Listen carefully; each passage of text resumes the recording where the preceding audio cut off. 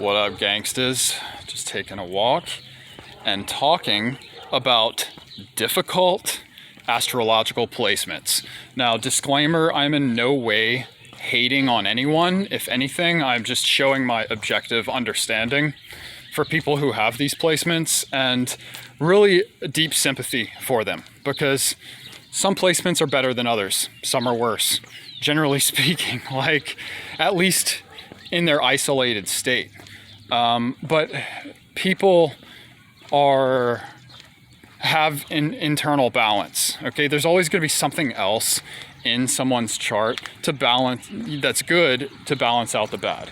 Okay, so I just want that to be known. I'm not saying these people in general are worse than others. It's just that they have a lot of difficulty surrounding this area of their life that these placements represent. Okay, so sorry, fucking dogs won't stop barking. Jesus.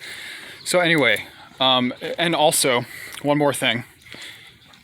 You have to remember that there is potential for infinite growth when it comes to difficult placements, difficult aspects, etc. Okay.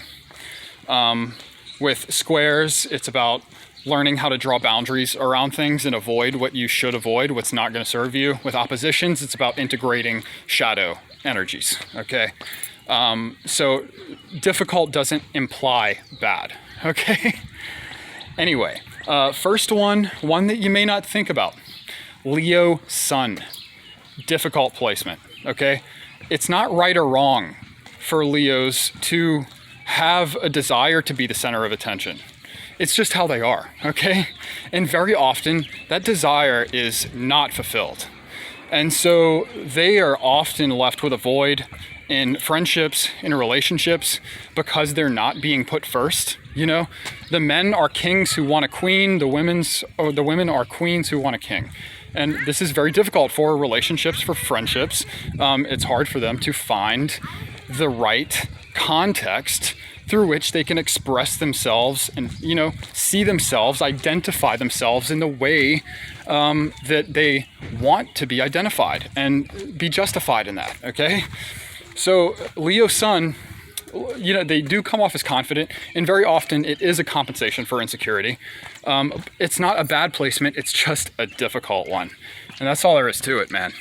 I've been lovers with some, and I've been friends with others. And they have a certain identity struggle that's quite unique, based on everything I just said. Anyway, next thing, Chiron in the 8th house, regardless of the sign. This placement sucks, okay? Because it is so buried. Remember, Chiron is the wounded healer. Chiron represents that earliest childhood wound within the first 18 or 24 months.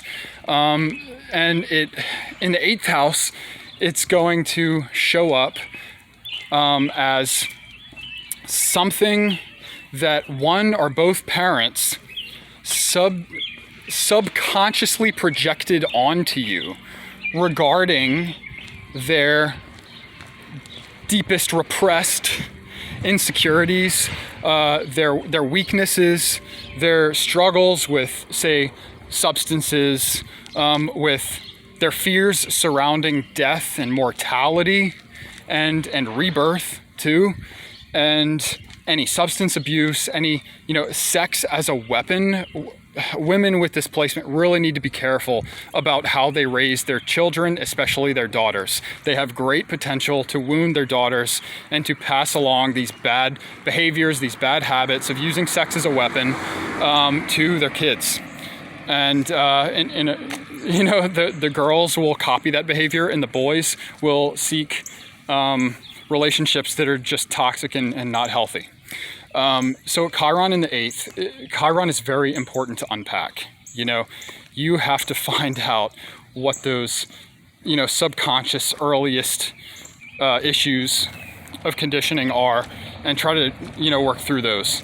And a lot of that is going to take the form of possibly confronting people like your parents and your guardians, whoever inflicted those earliest wounds onto you, And it's very likely that they have not worked through these things themselves. So it can get very messy when we're talking about 8th house stuff, and subconscious wounds in you, in them. It could have been passed down through them through multiple generations, man.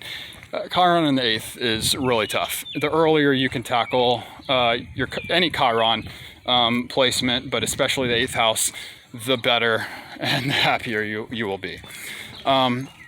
Next, there are a few moon signs that are tough, man. Aries, highly reactive Aries moon.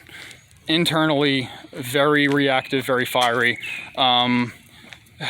It's the tough moon signs are the ones that cause a person to be uncomfortable when they are by themselves. And it is so important in the growth and maturity process for us to become comfortable with ourselves, especially to a certain degree before we pursue a romantic relationship and go and fuck up someone else's life.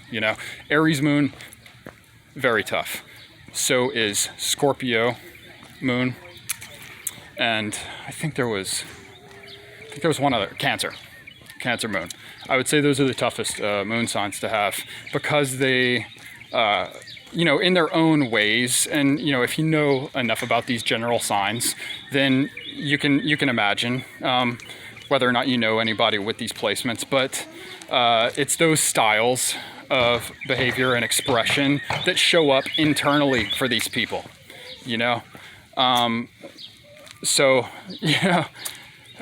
Cancer, ultra sensitive. Imagine Cancer being the waves on top of the ocean.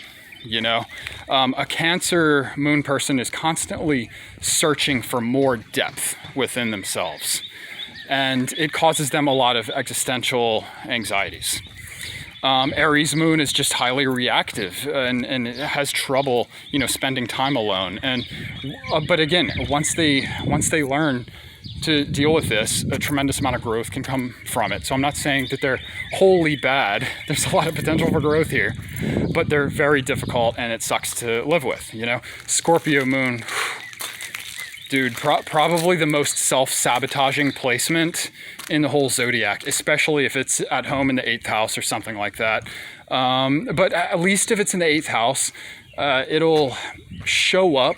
The darkness will show up more consciously. It'll be more obvious. So the individual will be more forced into dealing with it, right?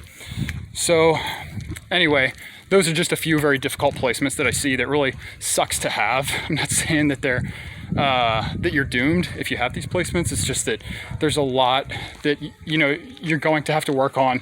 There's one good thing about astrology is that astrology shows you where your areas of difficulty are, and you can hone in on those contexts in life and improve, with that knowledge. With knowledge is power, and awareness of oneself, So if you have one of these placements, good luck. I do offer personal consultation, do astrology readings, but I also combine Myers-Briggs and Big Five theory to give a well-rounded, one of the most complete and concise readings available of anybody producing content that I know of. So hit me up for that. Links in the bio, and I'll see you in the next one. Cheers.